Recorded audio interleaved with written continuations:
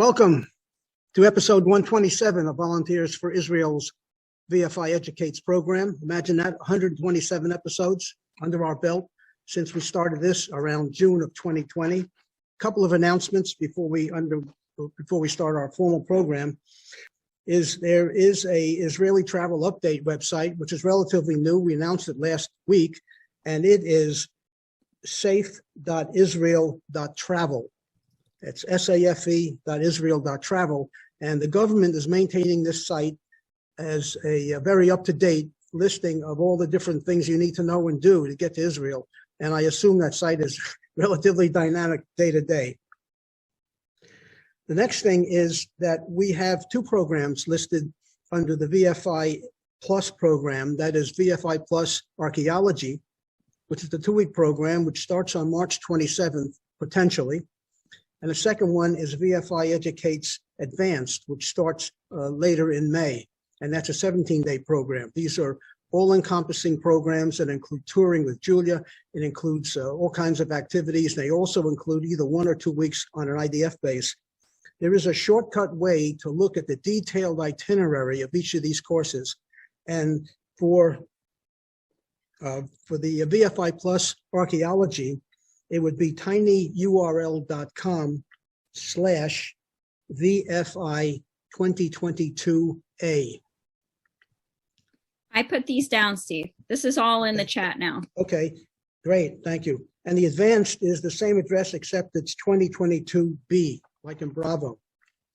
If you go there, you'll get a very detailed day-by-day rundown of all the things we do, and everything you see on there is real, as opposed to some travel agencies that mislead you.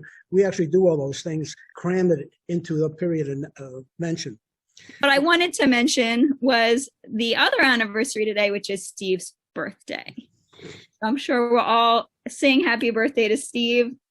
Later, I pretended all day I didn't know it was his birthday, just to make the announcement, and then he made it. So happy birthday, Steve. I want to introduce, are you done, Steve? Can I introduce our, okay. Yeah, we're on. So I want to introduce our speaker for today. Okay, Fleur, I'm going to read a little bit about you. I know it's a lot, but I think it's important. From Gibraltar, Fleur studied law at King's College, London University. She qualified as a barrister in Middle Temple in 1997 and practiced in London before immigrating to Israel in 2001. In Israel, Fleur's worked at the JDC in resource development for Europe and later as the executive director of Tikva, a nonprofit organization saving abandoned and abused Jewish children from the former Soviet Union. In 2011, she started her own communications consulting business, Message Experts. In 2016, Fleur became a city councilor in Jerusalem, and in 2017, the leader of the opposition. In 2018, Fleur was re-elected to the Jerusalem Municipal Council and appointed deputy mayor for foreign relations, economic development, and tourism. Fleur is currently the only British politician in Israel and is involved in the advancement of women's rights and marginalized population groups in the city, and economic development, and the fight for a pluralistic Jerusalem.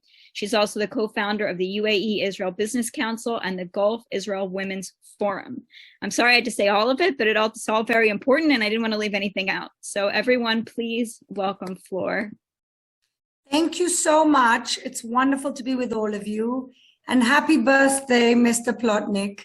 As we say in Hebrew, Ad 120, until 120 years, may you celebrate in great health and happiness. So it's really wonderful to be here with you all. It's been a particularly difficult week in Jerusalem. You may have heard about all the terrible press we got about the evictions of some families from Sheikh Jarrah. I'll explain a little bit about that within what I'm going to be talking about, because I know that the whole press has bombarded us with that this week. But my plan was to talk about Jerusalem and our strategic challenges and opportunities. And then, of course, it's always much more exciting when I open this up for questions and I'm answering the things that you actually want to find out about. So thank you so much, Ilana, and thank you to your wonderful organization for inviting me to speak. And it's wonderful. I hope one day I get to meet you all face to face when you come back to Jerusalem very soon, hopefully. So Let me start by talking a little bit about explaining what the reality in Jerusalem is. Jerusalem is the largest city in the country by quite a lot. We're almost 1 million people. I know that by American standards, that's not a lot. But by Israeli standards, when there's 9 million people in the whole country, it's 11% of the population. We're also the most diverse population in Israel. We have 25% ultra-Orthodox Jews. We have almost 40% Arabs. And then we have 22% secular, and 20%, 20-something% more traditional or Zionist religious Jews.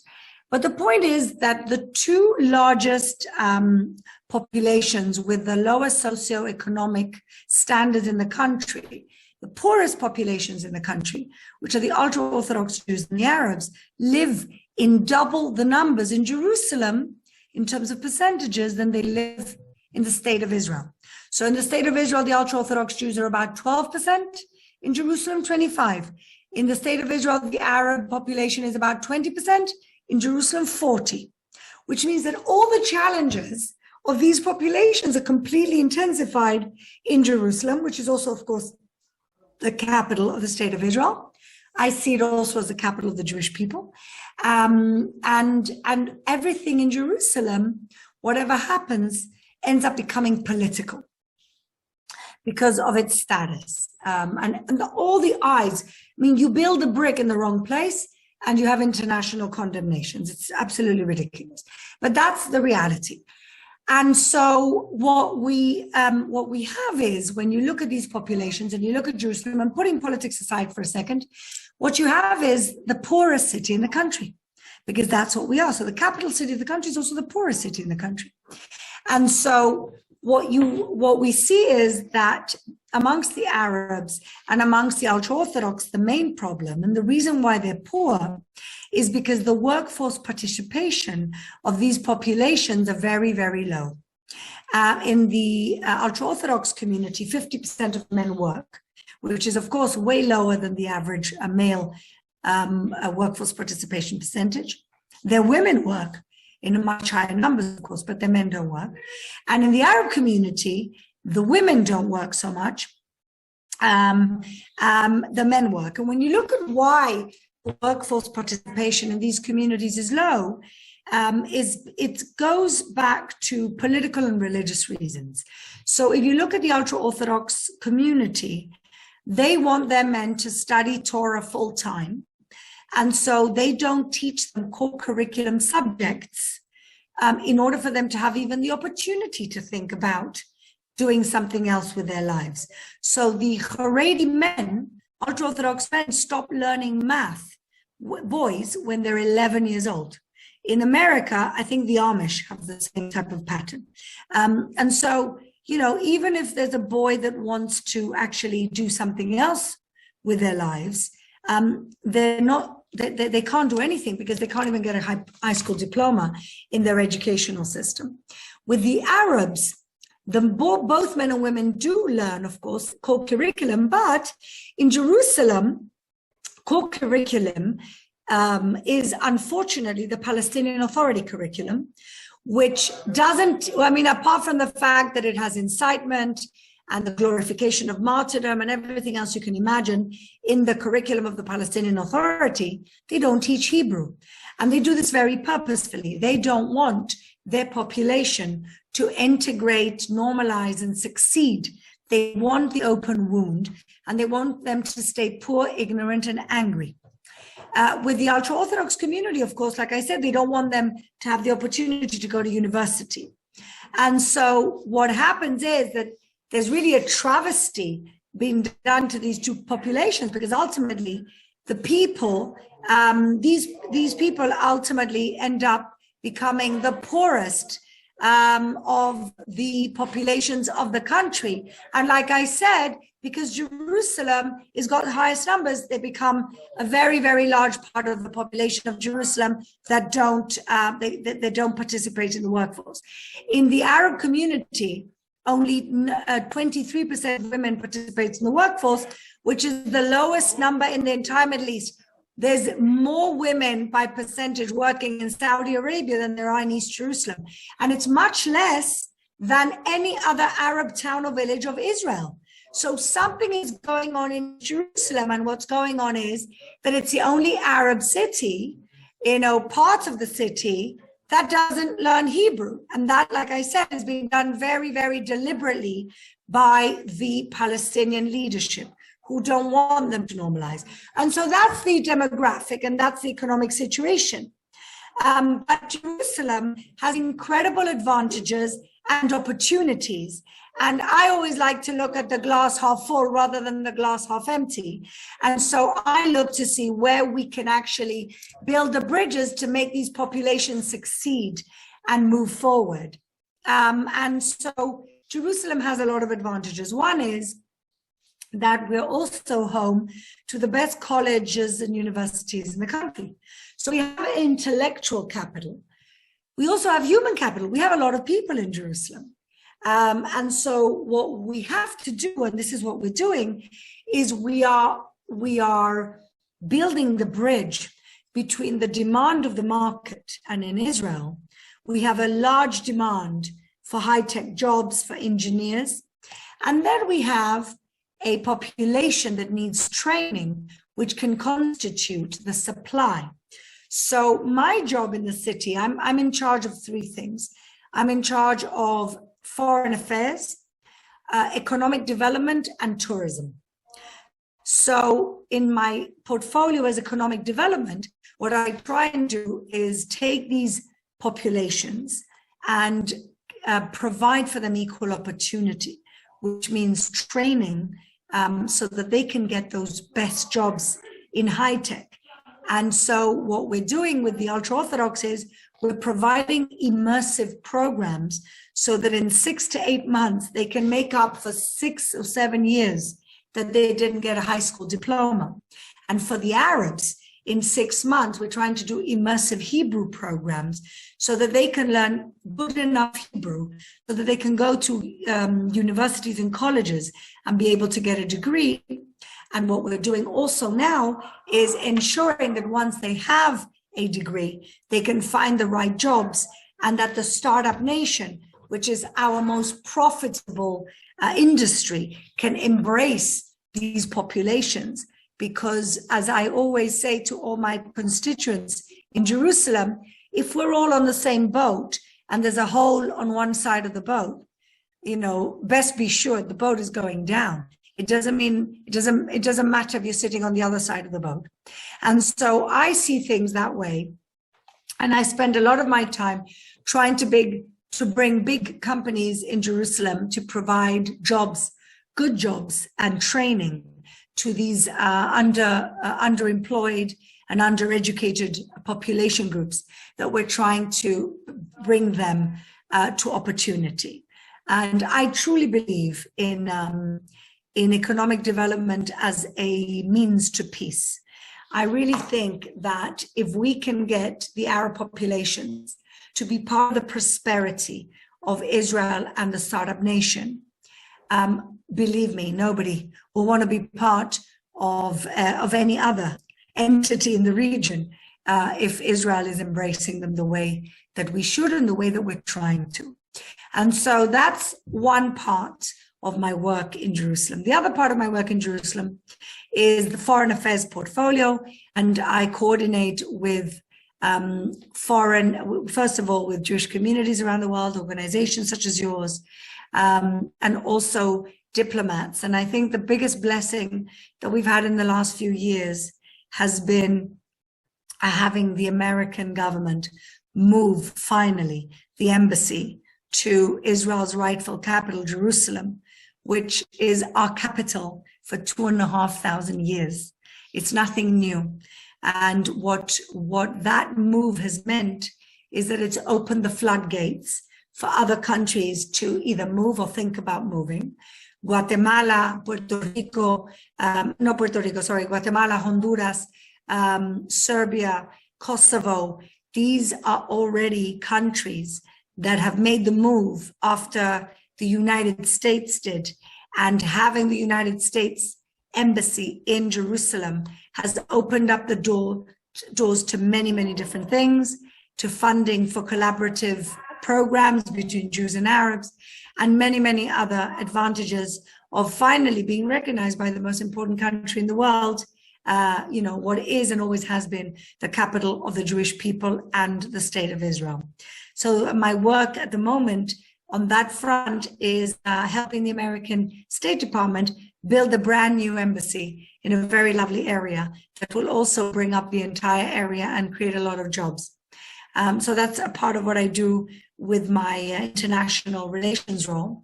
And with tourism, unfortunately, we haven't been able to have all of you in the last couple of years. And what we've been trying to do in the meantime is prop up local tourism, which, a lot of Israelis, funnily enough, don't come to Jerusalem as much as they should do and don't connect with their capital as much as they should do. So for the last 2 years, I've been leading campaigns to bring Israelis to enjoy Jerusalem and enjoy everything that this incredibly amazing historic city has to offer. And of course, it's not just history, but it's also incredible culinary experiences and culture, music, art, and so on. So going back to our challenges, I think another challenge that we have to speak about is, of course, how Jews and Jews get along in this city.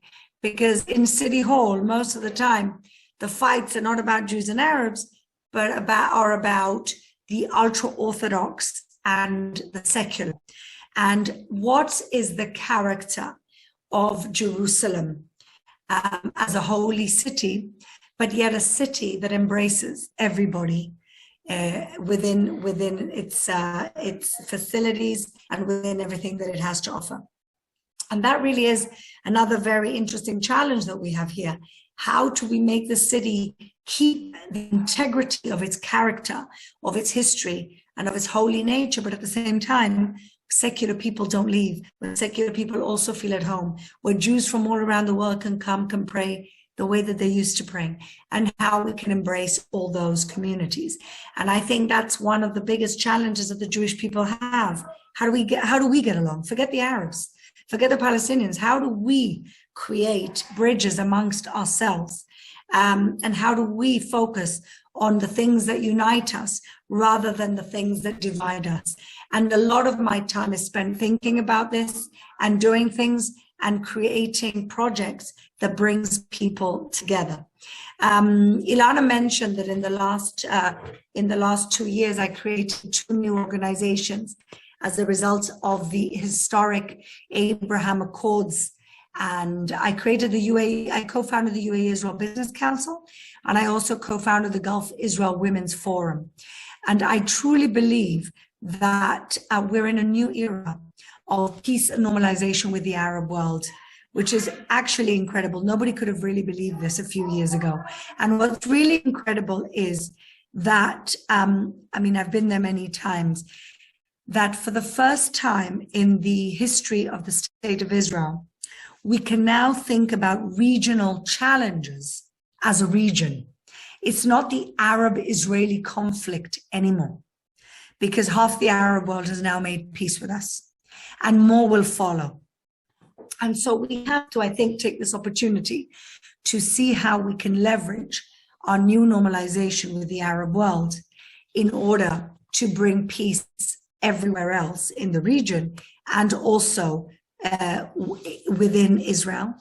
And I think that these economic opportunities are what's going to open the door finally for us to be able to have our own internal normalization and for us to be able to move forward. And when you saw the conflict happen last May, it wasn't because things are so bad. It was because things were so good. It's because the radicals, when you have normalization, when you have things going on in Jerusalem that are positive between Jews and Arabs, when you have, a party in the government, an Arab party in the government of Israel, when you have the Abraham Accords, this is the last thing the radicals want to see. They want to see conflict. They don't want to see normalization. And the conflict last May was a reminder by the radicals to say, hey, we're here. don't get too comfortable with your newly found relationships, because we're going to remind you that we should be fighting rather than building a shared society and looking forward. And so we have to look at what happened last year in that context, in the context that things are always moving forward. And that's why radicals who want us to go backwards, create problems. I'll just say a few words about what's happened this week, and then I see some questions, and I'll just start answering your questions, and then I'm happy to have a conversation if you'd like. Over the last week and a half, the city of Jerusalem, a few days ago, evicted 2 Arab families from an area of Sheikh Jarrah, which was, it's an area for public space, which means it's an area where we're going to be building a special needs school for Arab kids. This family created a business and a home in the 1990s and just completely violated building and planning laws and squatted in an area in land that wasn't theirs. It just wasn't theirs. It belonged to some other Arab families, and they sold it to the city of Jerusalem in order for us to be able to create a much needed special needs school. And this family moved in the 90s, and they just saw an empty space. They said, we're just going to build a home here. So they were essentially squatters.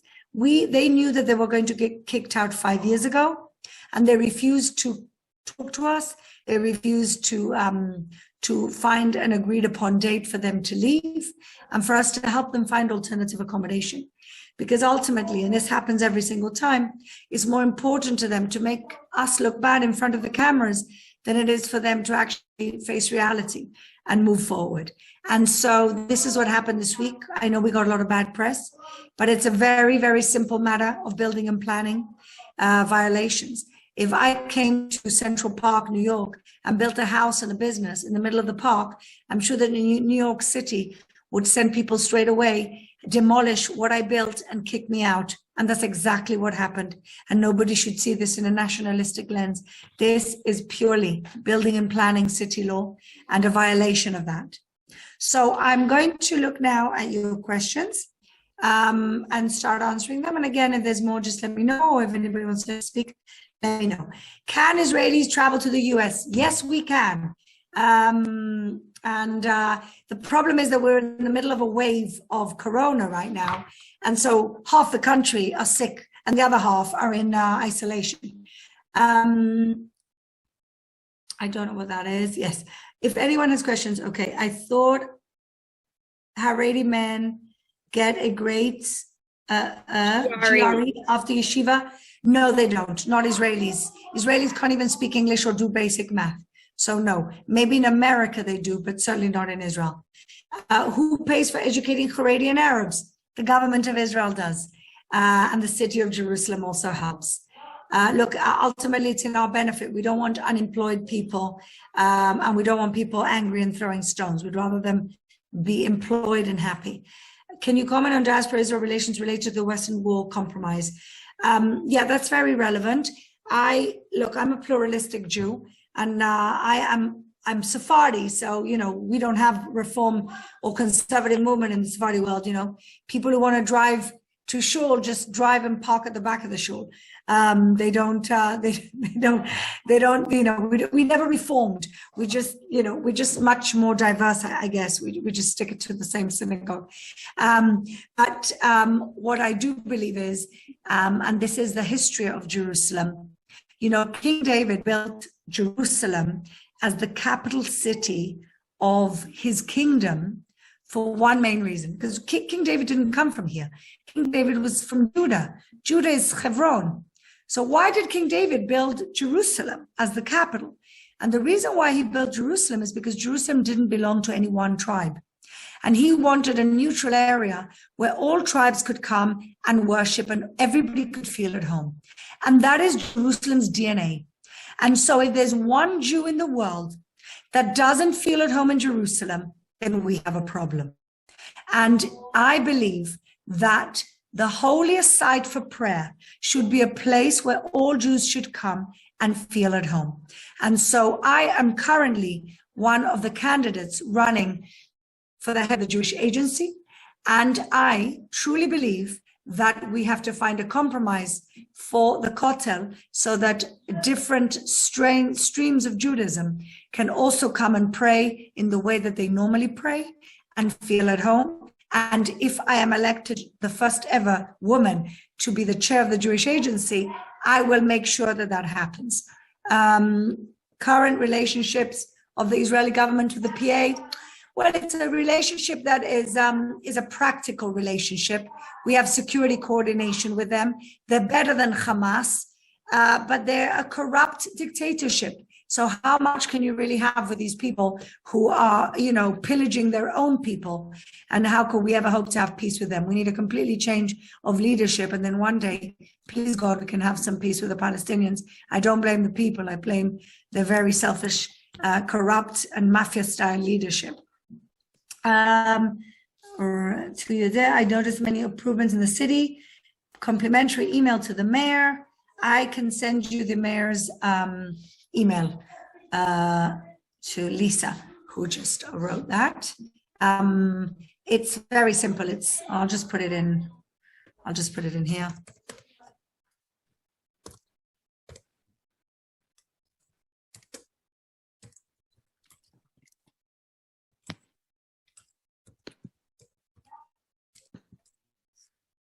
Okay. What's the likelihood of construction of Lower Aqueduct given Hamadan, the expansion of Har Choma? These areas are adjacent to Har Rachel. These areas are Nadarot. Yes, there's a good chance. We've just put it through the district court and hopefully that'll go through. Look, in Jerusalem, we have to keep building. And like I said, everything becomes political, but ultimately we have a city to serve and we have housing to build. And otherwise people are either going to leave or young people are not going to find it affordable to stay. And so we've got to build. When you look at West Jerusalem, we've got a green belt, so we can't build on green. And when you look at East Jerusalem, you have a political, international, diplomatic problem.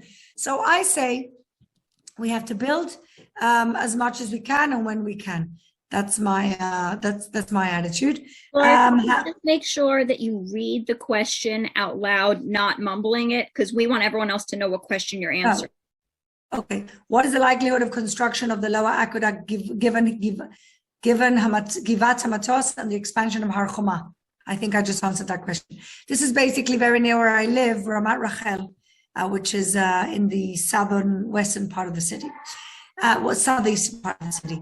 How can the state of Israel control the culture of secular and traditional Judaism with the explosive growth of henceforth of the Haredi communities? That's a good question. I think that ultimately, when people say in 20 years, the Haredi community are going to be double their size, I think that may be true, but I have something to add to that. They may be double their size, but they won't be the same Haredim, because they just can't be.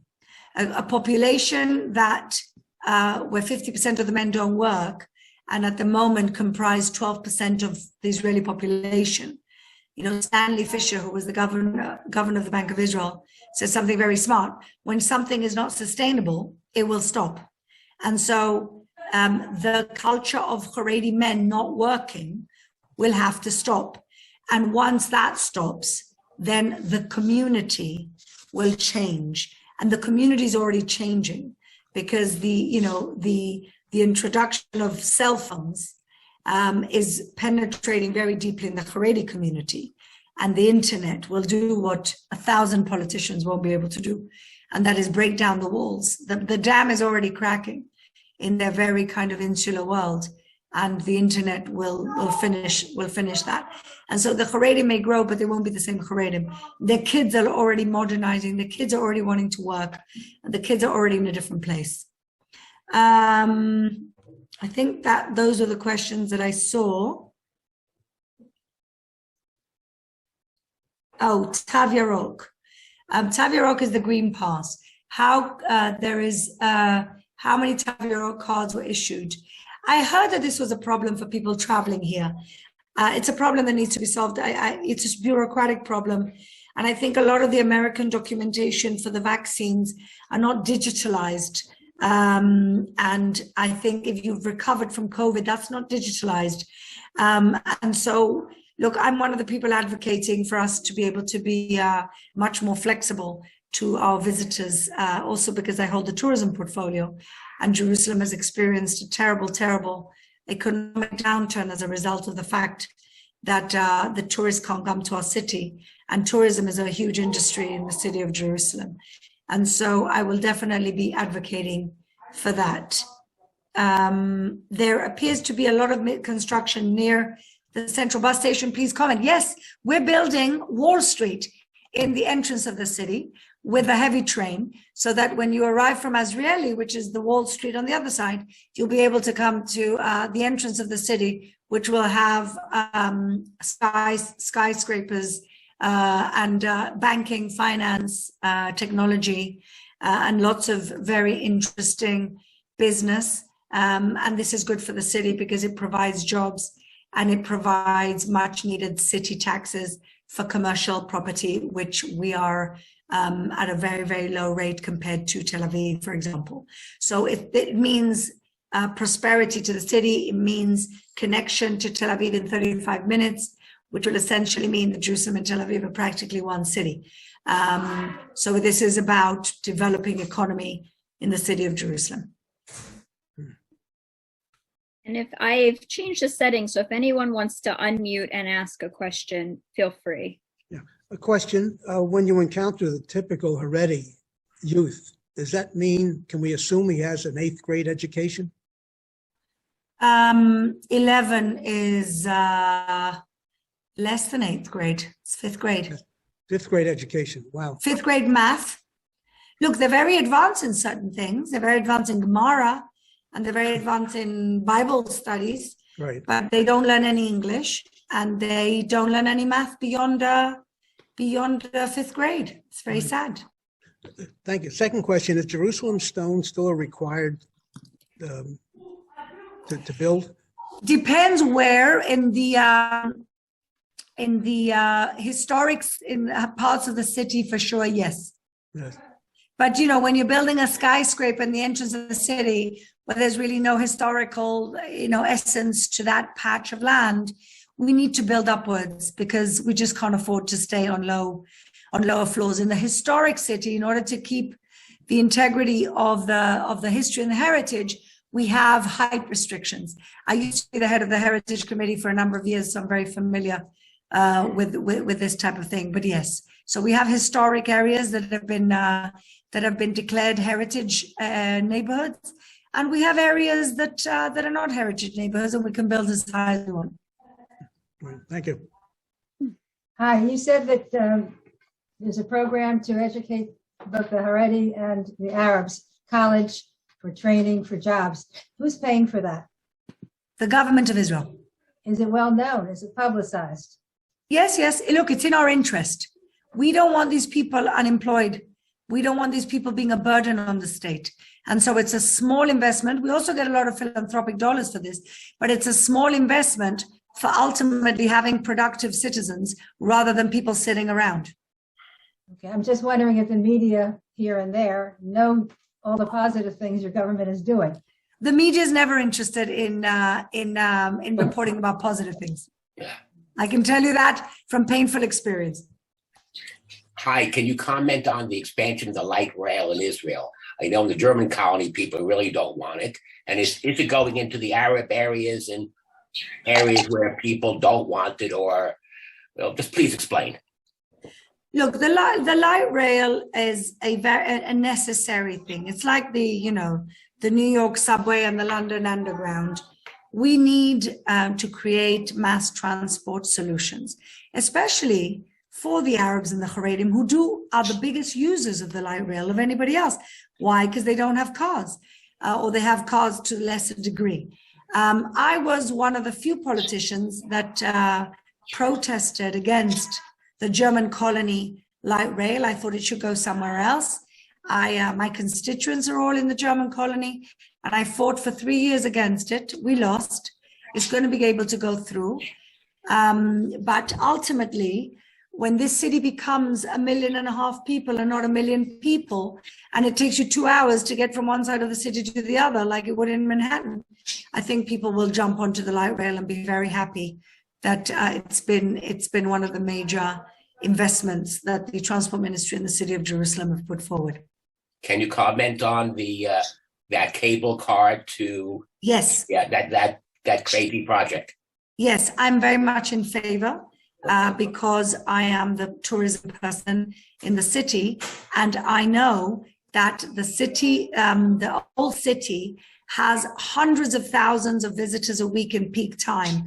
And the only way that these people get to the old city is through buses that clog up the city with terrible pollution. And so the greenest way of getting people transported in the thousands to the old city is through the cable car. And I know that the people who are against it are people who think that somehow the sovereignty, or we're doing something against the Arabs. Of course, I think that's ridiculous. I think the first people who are going to go on that is the Arabs to get home, who live in the old city. Again, when the light rail was built in the north part of the city of Jerusalem, they said, oh, you're doing something to affect the sovereignty of the Arabs, and the people who use it the most are the Arabs. And so we've had a lot of objection to the cable car, but I'm very much in favor because it really is the only way to be able to get lots and lots and thousands of tourists to the old city in a green manner every day. And so I'm fighting for that to happen. I see it.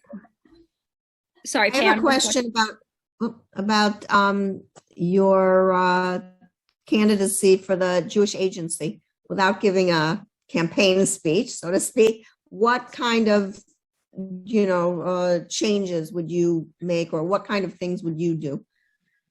I think the most important thing and the biggest challenge that we have right now is how do we connect the younger generation to their people, our heritage, and our country.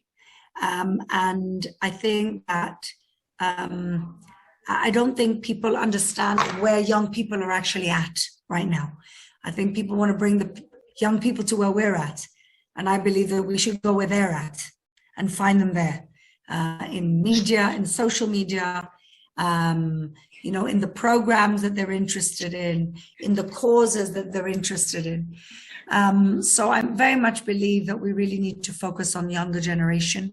We need to instill a sense of pride, instill a real history and context, and feel excited about their people. And I think that's one of the focuses. The other focus, I think, should be about thinking about strategic immigration. Israel lacks every year 20,000 engineers. We need the best paid jobs in this country are the jobs that we can't find people for. And I think that maybe we should kind of revisit the way that we market Aliyah.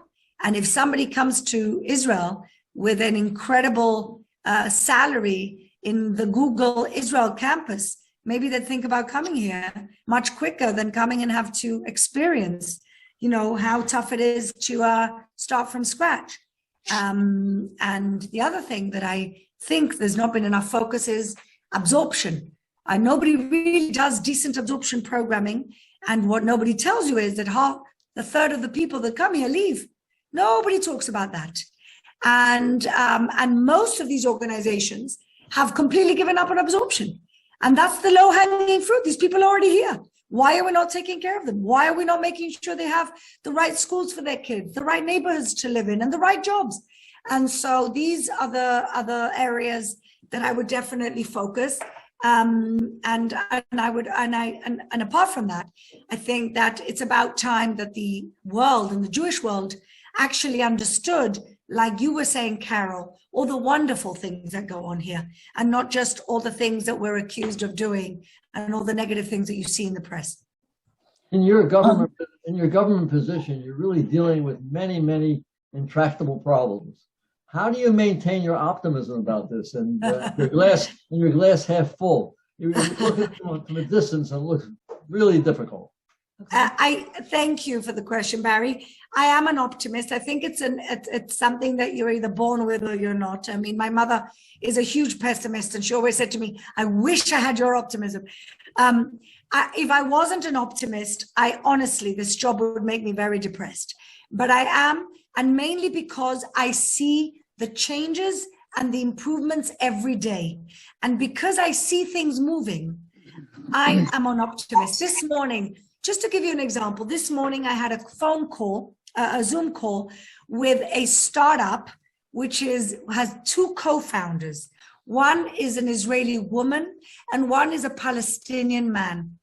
And what they're doing is they're creating an app to connect supermarkets and restaurants giving away food at the end of the day to organizations that need the food for their clients, for the people they're helping. And I said to them, for me, the most optimistic thing is that there's an Arab and a Jew working together in Jerusalem to fix the city and fix the world. And so my optimism comes from the wonderful things that I see every single day. Can I ask a question, please? Sure. Is there an effort to build some affordable housing in Jerusalem? Because I'm in the process of making Aliyah. I should be in Jerusalem in February. And Besha Tova, as we say. We look forward to having you here. Thank you very, very much. I have been very anxious and looking forward. It's been a long process to get the approval with the Jewish Agency, but I'm there. Good for you. Well, yes, absolutely. You're right. And one of the reasons why we're building up, and the one good thing that comes with the train line is that along the train line, we can do, we can build many, many, many floors. And in my neighborhood, I live in Baka, and this is like the Derech Hebron is not very far from here. There's going to be 40-story buildings. And people say, oh my God, 40-story buildings. It's the only way to bring down prices is to build more. Because the reason why prices are high is because supply cannot keep up with demand. That's the bottom line. And so what this mayor has been doing, which is amazing, is gone to town on mass building as much as we possibly can, Eileen, so that you can be able to find something which you find affordable. It's very interesting because you're living in the neighborhood I'm planning on living in. Well, I hope that I'll be able to meet you for a coffee. Thank you. Thank you. Yes, definitely. Right. Are there any other questions in? Yeah, Harry had a good question in there. It was written in there. Is there a way to speed the increase of Arabs applying for citizenship from just residency status? Some have been waiting over 3 years. Yes. Well, listen, up until 10 years ago, the Arabs didn't really want citizenship. And when they realized that the salvation was not going to come from the Palestinian Authority leadership, there is a huge demand now in citizenship. And the demand is so high that we've actually opened up a second office of the Israeli Interior Ministry in East Jerusalem to be able to cope with the bureaucracy. It's very bureaucratic and it takes a long time, but those who persist in the end get citizenship. But this was something that wasn't even on the cards 10 years ago in terms of people didn't really want it. The second half of this question was home prices are high in Jerusalem, which we were just discussing, due in part to foreign investors. Any thoughts of doing what Vancouver does, that is to tax foreign purchasers to slow the pricing pressures? Well, tax is already terribly high here. So you buy an apartment here, you have to pay 7% purchase tax on the value of the apartment that you bought. So that's already off-putting enough. We've never had a purchase tax which discriminates against non-citizens, mainly because Jerusalem is the home of every Jew around the world. And I don't think Jews should be I don't think anybody should have to pay more, even if they're not citizens. I think we are you know, we are a city for all of our tribe, all of our people. But what they did try and do, sorry, my dog is going crazy. What they did try and do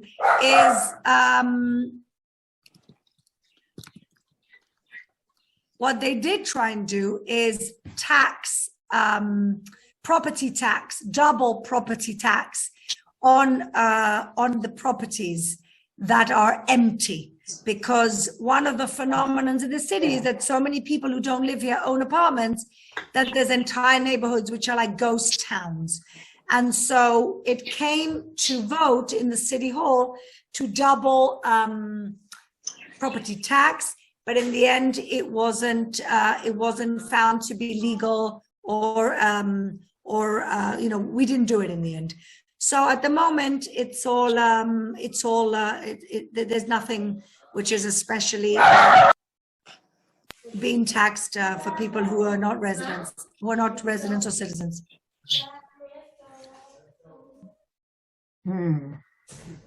People entering the country from England or from France or other countries, what differences, or the United States, what differences do you see among them? Well, the French open bakeries. It's just what they do. Baccarat, right? I don't know whether there's much difference, to be honest. It depends, you know, it goes in waves. Maybe the French are a little bit more religious, and the French are much more cliquey, I would say. They stick within their own communities. The Anglos and the Anglos are a community. I would say the English and the Americans mix, you know, quite a lot, and the Australians. And so in Israel, anybody English speaking is called Anglos. And so we're all bunched in by the Israelis into one bucket. The French are their own, the Russians are their own. Because I come originally from Gibraltar, which is in southern Spain, it's a British protectorate in southern Spain. I also speak fluent Spanish, so I've got a whole other life with Latin Americans, and they're also kind of their own thing. So, you know, it's a country of immigrants. Eventually, everybody ends up in the same place, and you know, we all end up in the same public spaces and the same hospitals when you need, and yeah, in the end, it's one big melting pot. Is there a science center analogous to our center in California for computer? A science center for what? For any scientific areas of exploration in Jerusalem, as opposed to... Yes, of course. The Hebrew University is the best university in the country. And not just the best university in the country, they're the leading university for many subjects like computer science, biotech. They've got a teaching hospital where we have a lot of incredible innovation for medicine. And so, yes, absolutely. Jerusalem Hebrew University is a leading world university. Yeah. For example, lab-made meat, which is all the new rage now, was born in Jerusalem. And self-driving vehicles, Mobileye, was born in Jerusalem, both in Hebrew University. So absolutely, we have a very strong intellectual capital here in the city. Can you tell us about the bit about the Jewish heritage in Gibraltar? There's a long history of Jews being mayors or being governors. And Gibraltar, of course, is the only place in Europe with a native ape population, which is not really significant, but an interesting point of detail. But that aside, tell us about the Jewish history in Gibraltar. Before we start that, is it okay if I just take a second and talk about next week's program, since Julia can't and people are starting to leave? And actually, Alvin, you're the first person I know to interrupt your own question with another question of your own. Okay. So let me just tell everybody. So next week, same time, 2 p.m. Eastern, January 27th, we are having Raphael Nave, or Rafi. He is a senior researcher at the Samuel Neiman Institute. He's one of the developers of what you may have heard of as the pill cam, which is the camera in the pill that you swallow, and it basically looks at your kishkas and tells you what's wrong. So he's going to be here next week if you'd like to come. So please look out in your emails. All right. Go ahead, Fleur. Sorry, I just wanted to put that out there. Gibraltar. Well, the Jews of Gibraltar arrived mainly when the British took over Gibraltar 350 years ago from the Spanish. My father's family was kicked out of Spain during the Inquisition. Well, they decided to run away. I guess they could have converted, but they decided to run away and stay Jewish. And the Jews were invited to settle in Gibraltar by the British in the 1700s when, 1750, I guess the 1800s, when the British actually took over Gibraltar, because they set up a military base and they wanted merchants, and of course merchants equals Jews. And so they invited Jews back, and my father's family was there from 350 years now.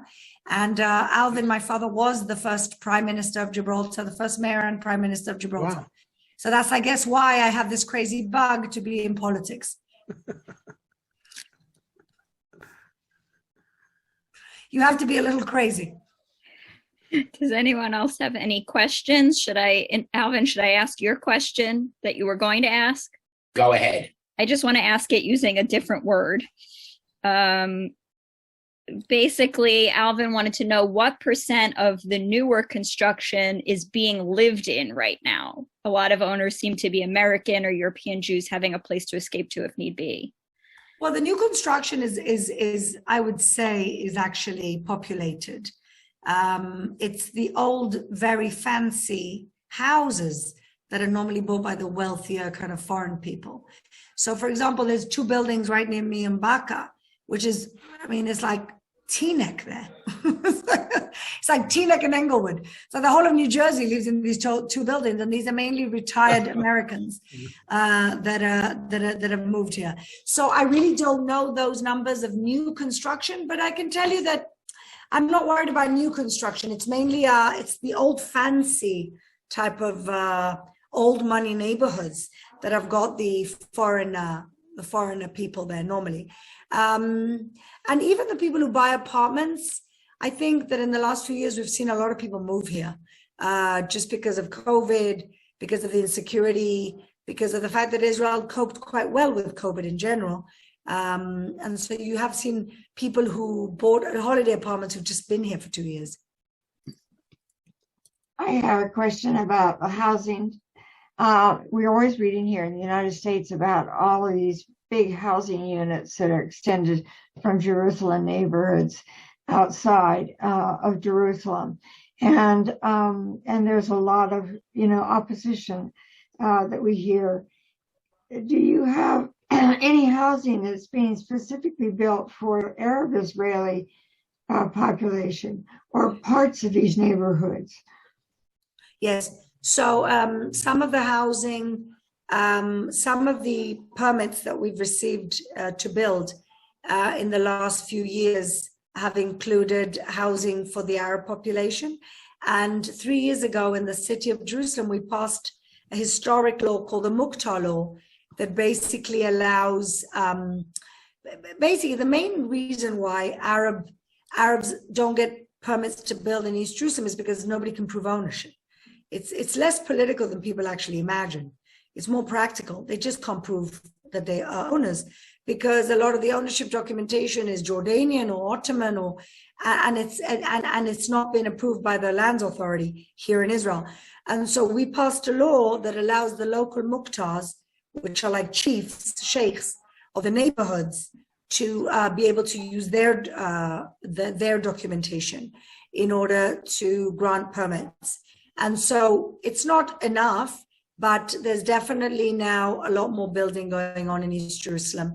And this mayor is committed to solving the educational problem there, which is building more schools and building more parks, and also building housing, commercial spaces, hotels, and office buildings.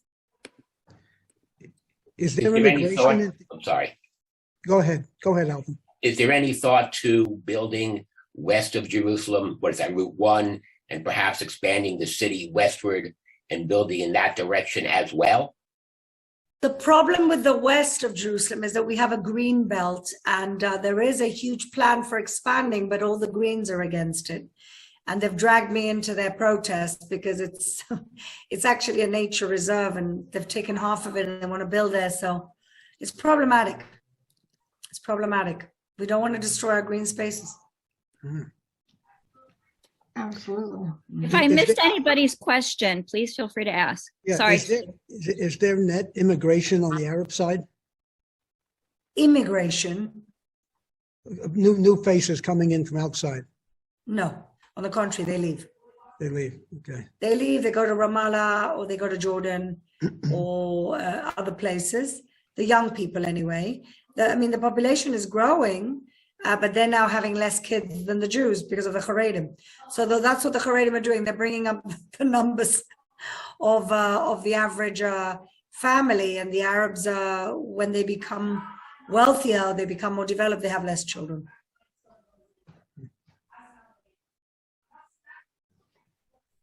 Does anyone else have a question? I see Fred has a hand raised. Me too. Fred? Yes. On the issue of the 40-story residential buildings, Yes.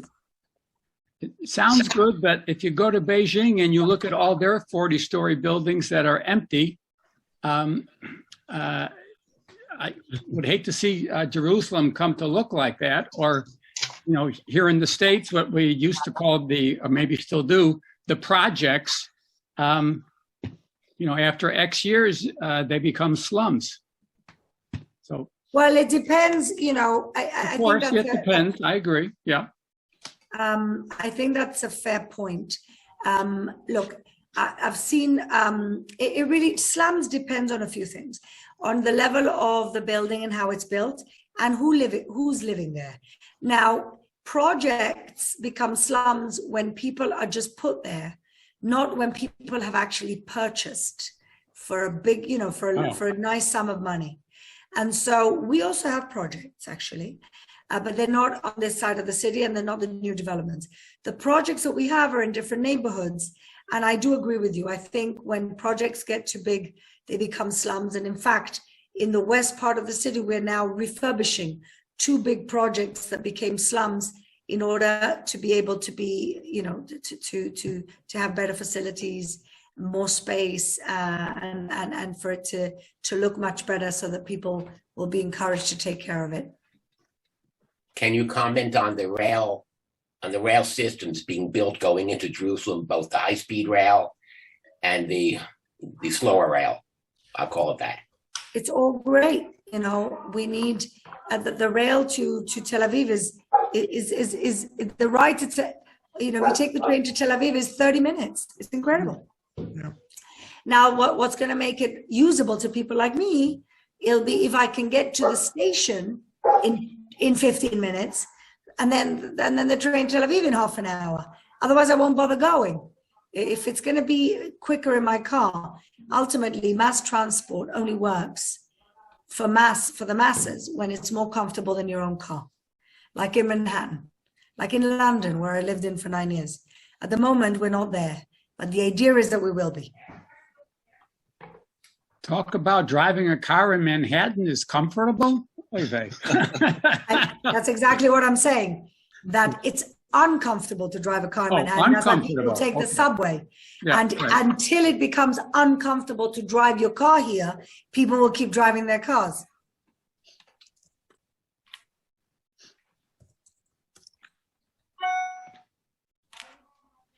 Are there any other questions?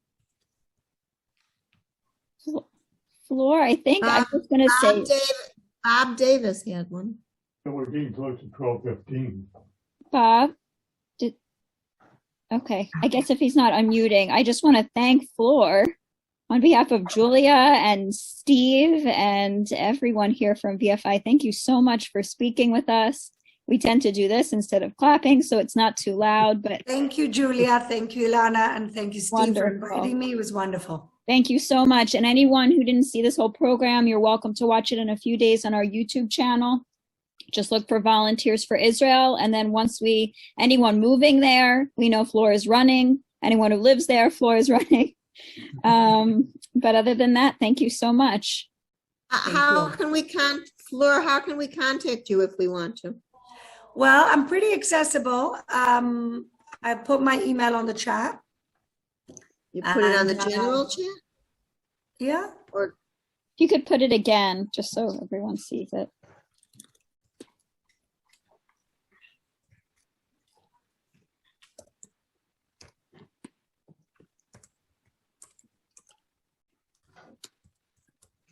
Okay. All right, there you go. Look forward to seeing you all Thank you. very soon. Thanks so Take much, care. Flora, and have a good night. Bye. thanks. I'm also going to put this in here. All right, and everyone is welcome to stay. We have a schmooze usually after that lasts until I start cooking dinner, or Larry has to go eat what Carol made. Carol Stein, are you trying to talk? Because you're muted. Julia, Is that for Whatever you Steve? tell us to do. Is it for Steve? I think it's for Steve's Okay. birthday candle. I Should we just all- wanted to say she was terrific. What a lady. Good for you, Julie. Thanks, Anita. Okay, Thank you. good, Julia. can We we should- can we all sing a little happy birthday to Steve? Vega. Hold it. Rock Rega, we're lighting a candle. Yes, yes, yes. Hello. Hi, Esther. We're about to Yes, sing happy birthday to Steve. Yes, but I had a question Okay. and nobody saw it. Right, but we asked if anyone had questions I missed, and no one said anything. Okay. Well, I didn't. sorry. I didn't press unmute. I'm sorry, Esther. I don't know what to do now. She left. Next time. Oh, If Pam has her email, or she left her email on the side, if you'd like to email her. Okay. What was your We question? also have a lit candle, so let's just sing happy birthday while so Okay. Carol doesn't get burnt. Yeah. Okay. Happy birthday. Day to This is gonna sound great. Happy birthday to you. Happy birthday, dear Steve. Happy birthday to you. I am fairly certain I only heard Blow out the Maurice candle, the whole Steve. time. Blow out I the only candle. heard Maurice. Happy birthday, Steve. Thank you very much. Look blow, Steve. Look Happy candle birthday out. to Around you. the world. Oh, yeah, Health Steve, and blow it up. Wow. Oh, come on. Give me a break, will you? Those are some good lungs.